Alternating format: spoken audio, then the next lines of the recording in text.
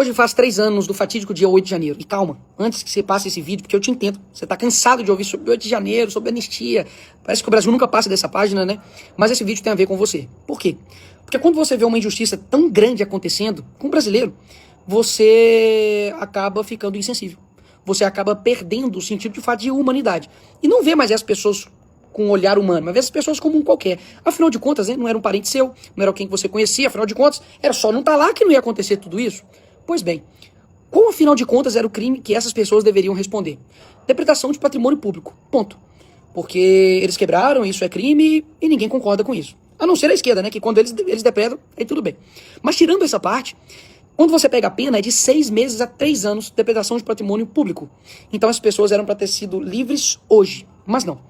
Existem ainda pessoas como a Débora, que vai ter ainda 14 anos da sua vida ainda na cadeia, porque ela pegou um batom e escreveu "perdeu mané" numa estátua.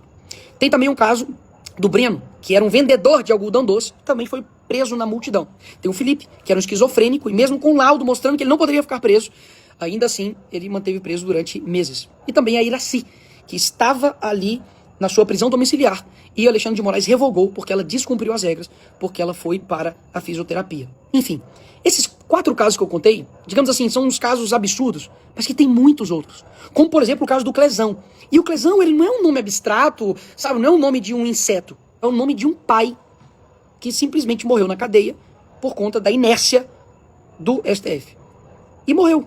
Hoje tem uma família que não tem um pai, tem uma esposa que não tem um marido, por conta disso. E aí eu te pergunto, mas Nicolas, eles atentaram contra a democracia, né? Tá. O que você acha que atenta mais contra a democracia? O Aécio também, que foi um que está preso por 17 anos, foi o primeiro condenado de 8 de janeiro, que pegou o celular dele e falou: eles cagaram na cabeça da gente a vida inteira, agora eu que vou cagar aqui. E brincou nisso. E ele tomou 17 anos de cadeia.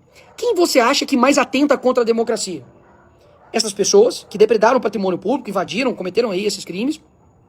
Ou um cara que coloca milhões de reais em uma mala, como o Gedel, que foi encontrado com corrupção? Ou como alguém que foi condenado por 400 anos, né, de cadeia por corrupção também, como o Sérgio Cabral, que está livre? Ou como alguém, né, que colocou dinheiro na cueca, foi pego, e agora, né, a PGR arquivou totalmente o caso. Quem você acha que atenta mais contra a nossa democracia? Pessoas envolvidas em escândalos de roubo do INSS, pessoas pensionistas, pessoas que, enfim, têm comorbidades, problemas, né, de saúde, recebem um dinheiro ali do trabalho deles, e elas estão sendo roubadas? Ou a pessoa que simplesmente, né, foi ali, entrou, viu o que estava acontecendo ali, se escondeu das bombas que estavam vindo, e aí foi presa por 17 anos de cadeia. O que você acha que atenta mais contra a democracia? O Lula, que recebe um narcotraficante, que agora está preso, um bandido genocida, que no país dele tinha 158 crianças que foram torturadas, né, mortas, mas, na verdade, quem atenta contra a democracia é a Débora, né, do batom. Quem você acha que atenta mais, né, contra a democracia? Quem está dentro, né, de um escândalo, né, de banco, que recebia possivelmente aí mesada como Lulinha, ou, né, esse rapaz que estava vendendo ali algodão doce? A resposta, ela salta aos olhos de qualquer um. Mas quando você, brasileiro, você que está me escutando aqui, você tem uma insensibilidade com essas pessoas, você talvez não ache que eles estão te manipulando, mas eles estão. Porque que não é uma luta por A ou por B, sabe? Porque você está querendo fazer tudo isso para poder livrar o Bolsonaro da cadeia. Eu também acho a prisão dele completamente desproporcional. Mas, em específico, essas pessoas que estavam ali, né, no dia 8, para pensar, são pessoas que estão sendo literalmente colocadas de forma punitiva, para poder colocar medo na direita. Afinal de contas, se fosse de forma isonômica, igualitária, para poder realmente fazer justiça, você tinha que condenar todos também ataques que aconteceram também no Congresso pela esquerda, lá em 2006, 2014, 2017. Eles queimaram ministérios, depredaram também o patrimônio público e nada aconteceu. Por que eu estou dizendo isso? Porque a melhor maneira de vocês conquistar um povo e manter ele, né, sempre brigando um com o outro, é dividi-los. Então, esse vídeo aqui não é para você que já concorda comigo. Olha só. É para você que de fato que discorda de mim, ou que você talvez não saiba muito do assunto. Por que isso tem a ver? Por que essas pessoas estão presas tem a ver comigo? Porque hoje são eles. Amanhã pode ser você, e eu não tô brincando, não. Amanhã pode ser você, pastor, que dá uma opinião, isso pode ser considerado um atentado ao Estado Democrático de Direito. Não é à toa que essa semana, né, eu postei um meme do Lula sendo preso, e eles pediram a minha prisão. E a derrubaram das minhas redes sociais. O Nicolás Maduro pode ficar livre sendo um ditador. Eu tenho que ir pra cadeia porque eu postei memes e dei a minha opinião. Ou seja, isso pode chegar e bater na sua casa. Um dia que você defender, né, uma opinião, ou quiser, né, criticar algum ministro do STF, o que vai acontecer com você? Então, de forma gradual, eles estão colocando medo em todos nós. E o medo, assim como naqueles desenhos animados, né, antigos, que ia cair uma pedra em cima, assim, e ele tentava correr e não saía, a pedra caía em cima dele. Por quê? Porque o medo nos paralisa como nação. Então, hoje, o Lula vetou por completo o PL da dosimetria. Que, inclusive, por muitos disseram, né, que, nossa, a Magnish foi derrotada porque vocês apoiaram a dosimetria. Porque ela não era boa, né? Agora, que coisa que não é boa, que a esquerda trabalha até de madrugada para poder derrubar na Câmara, que eles fazem um trabalho na mídia para poder derrubar, que eles depois vetam de forma integralmente, né? O Lula veta, e obviamente era algo que era sim um respiro de liberdade para milhares de famílias, porque poderiam estar agora em casa, ou até mesmo livres, dependendo ali da redução do sofrimento delas e, consequentemente, da redução da pena delas.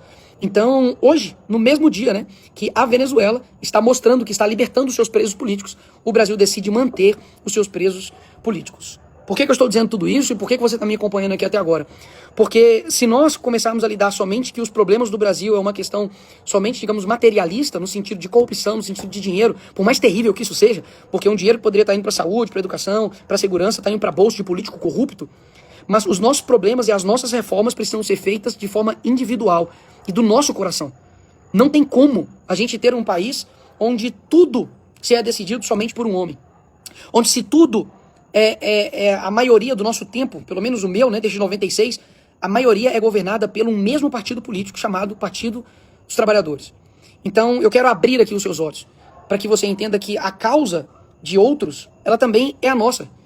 Principalmente quando eles estão sendo extremamente perseguidos, com vidas destruídas, pais, famílias destruídas por conta de um revanchismo político. Isso precisa acabar aqui no nosso país. Eu não tenho dúvidas que a maneira de você se instalar realmente uma censura total, uma ditadura total, é fazer isso de forma gradual, porque aí você não percebe.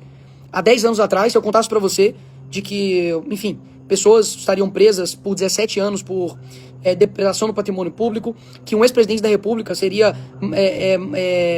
não teria direitos de um traficante, né, de receber atendimento médico no hospital, de que parlamentares teriam de sair, né, do país, porque se ficarem aqui vão ser presos também de forma injusta, que dia sim, dia com certeza, né, eles querem derrubar o deputado mais votado, porque na cabeça deles opinião, post é crime, né, é contra o Estado Democrático de Direito, mas o partido deles, né, que faz parte do Foro de São Paulo, que é uma organização fora, né, dos ritos da nossa Constituição, do nosso país, e que interfere em todos os demais países, isso daí tá tudo bem.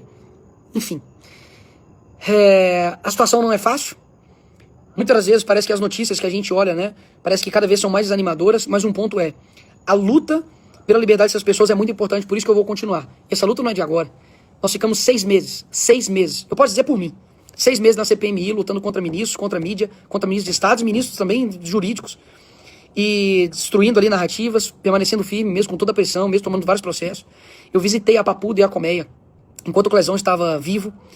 Nós, hoje inclusive, nós conseguimos uma transferência, né, de presídio para 2 presos do dia 8, por conta humanitária, de pessoas que estavam numa condição assim, terrível, e que não são, né, criminosos. Nós fomos em dezenas de manifestações, nos expusemos, falamos tudo, apontamos o dedo em quem deveria apontar o dedo quando muitos tinham medo, né, de colocar o dedo na ferida e falar nomes, como do Alexandre de Moraes. A gente ocupou, né, a mesa ali da casa para poder pressionar uma anistia. Eu trabalhei ativamente para poder aprovar a urgência do PL e da anistia, e nós aprovamos com ampla maioria. Nós aprovamos a dosimetria, que era o possível, e é uma redução da dor dessas pessoas, e hoje o Lula veta, e eu não tenho dúvidas que nós iremos derrubar esse veto ali no Congresso. Então, sim, esse vídeo é para você, que acha que isso não tem nada a ver com você, mas tem muito a ver com você, porque um dia, de fato, pode ser você. Isso aqui não é mais nenhum tipo de profecia. Isso aqui é uma previsão, porque das formas como as coisas estão caminhando, se a gente continuar dessa forma, eu não tenho dúvidas que o Brasil não vai ter um outro destino. A gente só vai ter um Brasil diferente se nós tivermos brasileiros diferentes. É isso.